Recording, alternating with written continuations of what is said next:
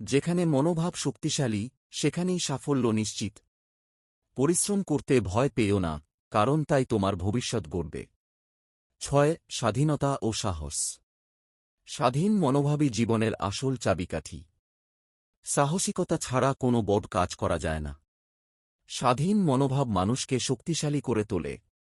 যেখানে স্বাধীনতা নেই সেখানেই বিকাশ নেই। 7. নেতিবাচকতার প্রতি জবাব।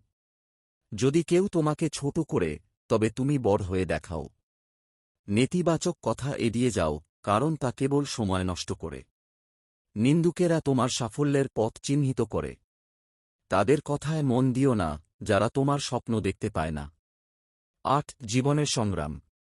সংগ্রাম ছাড়া সাফল্য মিষ্টি নয়। যত কঠিন হবে পথ, তত মধুর হবে গন্তব্য। সংগ্রামের গল্পই তোমার শক্তি।